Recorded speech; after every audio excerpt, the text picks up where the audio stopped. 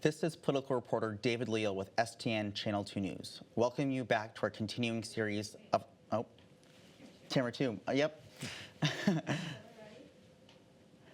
This is political reporter David Leal with STN Channel 2 News.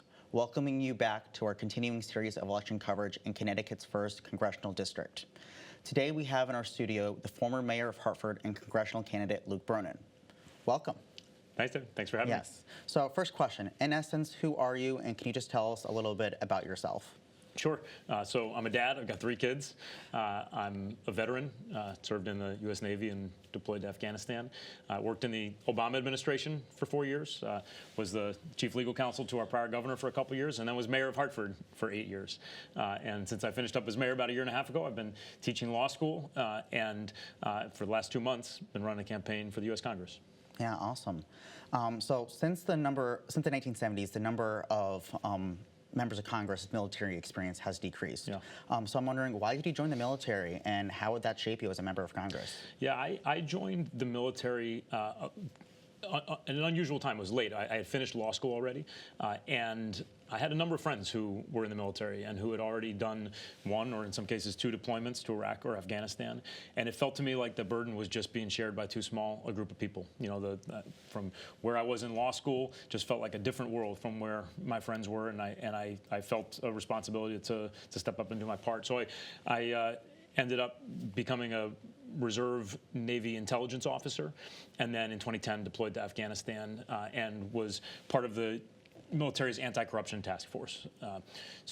Was there for part of 2010, part of 2011, during the time when we were surging troops. You know, it was the buildup in troops in Afghanistan around that time, and you know, I'm grateful for the chance to have played a part, you know, but also learned a lot of lessons from that time, you know, about what it means when we as a country fight a war where we don't really have a strategy or a plan to win. And, you know, I was not in combat, but while I was there, there were, you know, men and women in uniform who were getting killed and getting wounds seen and unseen.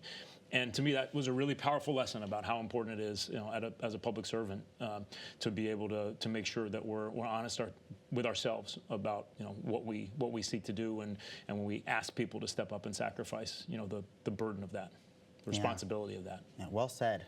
Well, moving on to some campaign questions. Our incumbent Congressman John Larson has some deep roots in this district. Yeah. He's been in office in the 1990s. What makes you think you can beat him? Well, look, I mean, I've lived here since 2006, except for the time that I was away, you know, in D.C. and Afghanistan. But I've spent a lot of time around this district. There are 27 towns that make up this district. And in the 8 years that I was mayor of Hartford, I believed really deeply that we rise or fall together as a region. You know, that the capital city needs a strong region around it, and vice versa, that this region around it needs a strong and vibrant capital city. And I spent a lot of time going out and building relationships around these 27 towns and beyond, because I thought it was really important to our state, to my city. And I will say that in recent years, I haven't seen John out there as much. You know, I think that when you're in office for 27 years, maybe it's just natural, but I think you tend to get complacent. You tend to just keep you fall into patterns and just keep doing the same thing. And I think that that's been the case for John. I have a huge amount of respect for John Larson. I've worked closely with him. I admire him. You know, I've supported him for many years, but I don't see him out there the way that I want to see my congressman, you know, and that means out there around our district, staying connected to our communities, staying connected to our Democratic, you know, party, helping to build up and mentor the next generation. I don't see that. I also don't see as much, you know, going out there and nationally, you know, communicating every single day in every way we can to carry that message in a time when it's really, really important that every single member of Congress is out there just relentlessly making the case for why we have to stop what's happening from Donald Trump's White House and the Senate and the House that he controls, and also, you know, what we're fighting for as a Democratic Party. Yeah. So there were many rumors floating that you were potentially exploring a run for governor. So why are you running for Congress and not governor this year? I mean, first of all, I think the world has completely changed in the last year. Look, a year ago, I couldn't imagine that Donald Trump was going to be president again. Couldn't have imagined that not only would he be president, but that the Senate and the House and the Supreme Court of the United States would lay down and let him trample our rights, trample the U.S. Constitution. And I think the threat to our country, the threat to our democracy right now is coming out of what's happening in Washington. And I'm very, I fear for our future if we don't stop that and turn it around. And I think part of winning back what we've lost is getting out there and communicating to people and persuading and shining a light on the damage that the Trump administration is doing. And that matters to everybody. Look, Donald Trump, he is a con man. And too many people believed him. They believed his lies. And we have to make sure that people understand that they were lied to. But the second piece of it is we have to earn back their trust. And I think we have to earn back that trust by showing that we are focused, yes, on protecting our country against his attacks on the rule of law, and also by making it possible to actually build and live a good life that feels stable, where you can get your head above water, and where the combination of health care and housing and electricity and child care doesn't make everything feel impossible. And I don't think we're doing enough of that as a party. So, that's a long answer to your question, but I think the world has changed in the last year. And I found myself waking up every morning and going to bed every night, and pretty much every minute in between, worried and thinking about what's happening to our country and the role of our institutions, including in Congress, to step up in this moment. Yeah. Well, your opponents in this race have experience that is primarily legislative in nature, while your experience governing is more executive. So how do you translate your skills as a legislator in Congress? Well, I actually I haven't served as a legislator, but I've worked on lots of legislation. When I was in the Obama administration, at the start, I was part of the team that helped to draft and help to pass the Dodd-Frank Act. What was the Wall Street Reform and Consumer Financial Protection Act, created the Consumer Financial Protection Bureau that Donald Trump is now destroying, as he's destroying so much else. So I saw that federal legislative process up close. It was very much a part of that. When I was the chief legal counsel to the governor, we passed the most comprehensive set of common sense gun safety laws in the country. We pushed forward some of the most innovative initiatives on green energy and climate stewardship. We pushed for the state to become one of the first to end chronic homelessness for veterans, and a whole bunch else. So I was deeply involved in that legislative process up at the Capitol as well. And then even as mayor, I was a part of, for 2 years was the president of the Connecticut Conference of Municipalities, which means I was trying to pull together coalitions from all the towns in Connecticut, 169, Republican, Democratic alike, to say, here's what would make a difference in our communities. So it's true. I've got, 8 years of executive experience that I'm proud of and, would love to talk about. But I've also been very much a part of the legislative process from a number of different seats. And I think there's really important work to be done there. Yeah. Well, the federal government is now pushing into a week into this government shutdown. Now, Congress controls the budget, and Republican leadership there cannot get enough votes to fund the government. Do you believe that Democrats should keep fighting for more leverage or make concessions to reopen the government? My view is that Donald Trump controls the White House and the Senate and the House. And if he can't keep the government running, then he has a responsibility to come to us and sit down and actually negotiate. And I think what we as a Democratic Party are fighting for here is pretty simple, and it's pretty clear. One, it's saying we cannot let the Republican plan go through that's going to send healthcare costs through the roof, that's going to kick millions of Americans off their health insurance. And two, we need some guarantees that if you do a deal with this guy, that you actually have a deal. And those are two things that that Donald Trump has not been willing to do. And damn right, we should be standing strong. Yeah. So it's been nearly 2 years since the October 7th terror attacks in Israel. Since then, Israel has launched a full-scale invasion into Gaza.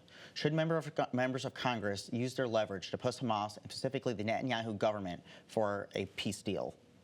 Yes. I mean, look, the October 7th attack was horrific, and Israel had every right to respond and to act in self-defense. And I think that a secure, safe Israel as a Jewish state is really important. And I think that what Netanyahu has done is gone far beyond what the limits of justice and morality should allow. You have almost 80 to 90% of the buildings in Gaza have been destroyed. Vast majority of the population has been displaced. We have kids who are starving because of a deliberate decision to limit the flow of food and aid. It's long past time that this stopped. And I think that the Biden administration didn't do enough to try to stop it sooner. And I think up to now, the Trump administration has not done enough. And I hope to God that this deal that's being negotiated right now happens and holds. But yes, we should be using our leverage and our strength to bring an end.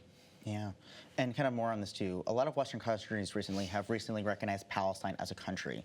Do you think the U.S. should do the same? Look, I think that we need to make sure that we are fighting for a two-state solution. I think the way of achieving that, you got to make sure that everybody's bought in, otherwise it won't be successful. So I don't know whether unilateral recognition is the right way to do it or not. I mean, that's a genuine I don't know. I have to think about it. But I think that we have to get back to working on a solution that actually respects the aspirations of a state and actually results in two secure, safe states. And kind of one last question on what's happening. And to be clear, that also means that we have to make clear that the continued settlement, that efforts to take additional land on the West Bank or Gaza are not acceptable. Yeah. Okay. One last question, kind of specifically on Gaza. A UN commission called what's happening in Gaza a genocide. Do you agree with that assessment? I think what has happened there is a horror. There have been atrocities committed. Using food as a weapon of war is a war crime. The definition of genocide depends on intent, and I don't feel able to judge intent. What I do feel able to say is that regardless of what you call it, it is wrong, it is immoral, the devastation is it's hard to wrap your heart and your mind around the scale of suffering, and we have to use our power to stop it. Yeah. Well said. So going back a little bit more, you said previously about the Consumer Protection Bureau. You kind of worked under that with President Obama. Now, you mentioned kind of that's been attacked by Trump and Elon Musk and whatnot too, and faced cuts from Doge. So there are those that say like, hey, we need to do more to cut waste, fraud, and abuse from the government. But what do you say to that argument? They're right, absolutely. I'm for anything that's actually focused on reducing waste or fraud or abuse. I think there's actually far less fraud than people think, and but absolutely, we should be wrapping our arms around saying you got to treat taxpayer dollars like they're sacred. Waste, fraud, and abuse, that shouldn't be a partisan issue. But what the Republicans are doing is not focusing on waste, fraud, and abuse. They're dismantling the government. They are getting rid of the people who make sure that our food are safe, that our nuclear weapons are secure, that our planes don't crash into each other. They're firing veterans at a massive scale. They're reducing the access to health care for veterans as well as everybody else. I mean, what they're doing has nothing to do with waste, fraud, and abuse. It has everything to do with dismantling a government. Now, on one Substack I read from Joe Wrote, said that Democrats have a Democrat problem. I'm a little paraphrasing here, but he wanted to say that the institutional staff, pundits, donors, etc., don't believe politics in the literal sense and have ignored the needs and wants of many other constituents. They go on to say we have too many elites kind of running the show. How much of that statement resonates with you?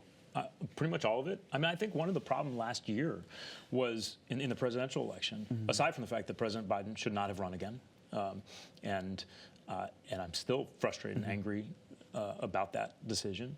But aside from that, I think that we were hearing loud and clear that people are hurting, that prices were out of control, that you couldn't keep up, even with two, in a family of two decent incomes, you can't keep up with that combination of costs.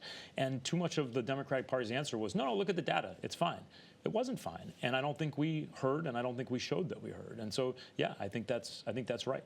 And I think in this year, it's really important that we get out there and show that we are putting economic issues front and center. That look, in our country at this moment, the top 400 wealthiest Americans control more wealth than almost the bottom half of the entire country, and that's not okay, and it's going in the wrong direction. As we said before, the combination of costs housing. I think housing is a huge issue, but housing, healthcare, childcare, electricity, all those things, we need to be focused on that and putting it front and center. And I will say, John Larson has been a champion for Social Security. I think you could argue that he hasn't gotten all that much done on Social Security. He's talked a lot about it. I'd be proud to fight to protect and strengthen Social Security, but it cannot be the only issue we're talking about, because the pressures that every American is feeling right now are many, and if we're not showing that we hear that and are responding to it, then we're failing. Yeah. So many have argued that President Trump is eroding democratic norms. Senator Murphy has argued that our institutions need to do more to stand up and fight back. Do you agree with the sentiment? And what more could members in Congress do to fight back? So, I think we use the word fight back a lot, and it's not always clear what that means. Some people interpret it as yelling louder or banging on the table more. To me, it's shining a really bright light on what is happening and making sure that people see it. In this time when your attention's pulled in 1,000 different directions. The media is fragmented. It's hard to get people to focus on things. One piece is just making sure that we are constantly shining a light on the damage that they're doing, and the second is doing that in places where not everybody already agrees with us. Part of fighting back means persuading people. It means going on Fox News or going on, the equivalent of Joe Rogan or whatever else, and saying, have you watched the footage of masked agents marching down the streets of Chicago? And if you call yourself a patriot, does that not scare you about the future of civil liberties and civil rights? When most of the people in ICE detention have no criminal record. Did you really sign up for a country where there are blanket raids of kitchens and car washes and factories and farms and courts and schools? And I believe, maybe it's naive, but I don't think so. I believe most Americans don't want that. And so I think part of fighting back is making sure that we're actually going out and making the case to people who may have voted the other way, that what is being done right now is destroying the America that we all should believe in.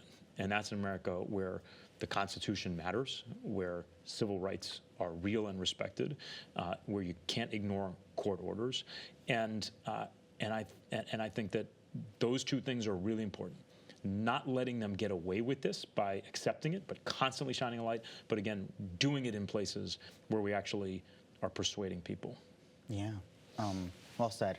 On a recent post on Twitter, formerly known now X, you said of Democrats, let's acknowledge that one of the reasons that Trump gets to take credit for whatever infrastructure project or whatever is that we've made it way too hard to actually get stuff done. You go on to say, if we are the party that believes government is a force for good, we have to be committed to making it work better, faster, so we can actually deliver on the federal level. So on the federal level, what could Congress do to build more housing and to improve? Yeah, I think a lot of things. One, I think the federal government should get back in the game in a bigger way of helping to finance more types of housing construction and more housing opportunity. And for people who say, well, the federal government shouldn't have a role in that, go read up about the GI Bill. And the role the federal government had in creating housing opportunity in past generations. I also think that if you look at this housing bill in Connecticut this past year, I don't know if you're familiar with it, but 5002, one of the things it would have done was incentivize, smart housing opportunity around transit districts. I think the state should be doing that. I also think the federal government should be doing that. There's a lot of federal money that comes from the federal government, a lot of transportation money that comes from the federal government. I think the federal government should be saying, we are also going to require sort of responsible development opportunity around the transit districts that we're funding. And then three, there's a lot more, but I'll just do three. But if you look at the way housing is built, and a lot of construction happens, it happens pretty much the same way today that it did 80 years ago or 90 years ago. And what other part of the economy is that true? I think the federal government should be really investing in innovation in housing construction, in materials innovation, in things that make it possible to build safer, better quality, cheaper, faster. And I think that's possible, but we got to commit to it. Yeah. All right, so last question before the rapid fire. Do you think that the 1st Congressional District is gerrymandered? It's certainly the strangest of the lines drawn in Connecticut. You know, I don't really know the reasons that it was drawn that way, so I can't really comment on that. But look, I love the first district. I love the fact that it's got. I think it's in a lot of ways it's a microcosm of the state. You know, you've got cities, you've got inner ring suburbs, you've got rural towns and Litchfield County. I love the first district. All right, awesome. Now a little bit of a rapid fire question. Okay. Do you support raising the minimum wage to $15 an hour? Yes. Or higher. Yes. Yeah, but, okay. Yeah, but would you vote on a bill to stop members of Congress from buying and trading stocks? I've already said that publicly. Yes. Do you support universal pre-K in the United States? Yes. Yeah. Will you accept any money from APAC? I'm not accepting PAC contributions. Well, I'm not accepting corporate PAC contributions, and no. Okay. Do you believe in term limits for members of Congress? Yes. Do you support AOC's Green New Deal? And I haven't read the whole Green New Deal, but I very much support making generational investments in climate and in green energy. And I think the Biden administration make a start on that. And I'm so angry that the Trump administration is rolling that back. So we need to be doing a lot more on that front. Yeah. All right. Well, last question. This has been a pleasure. Why should folks vote for you? Well, I hope that folks will vote for me because they agree that 27 years is long enough for one person to be in Congress representing this district, that we're at a moment when, if we're being honest with ourselves, the Democratic Party is not winning. And if we don't think we need to make changes, I think we're kidding ourselves. And I think I bring to this race and would bring to that office a set of experiences from federal, state, city leadership, military that are important to have in Congress. And I don't think we have time to wait. I think our country's in crisis. Our party is in crisis. And we need to start making changes now. Yeah, and where can folks go to learn more about you? BroninForCongress.com. So you can go online and check out BroninForCongress.com.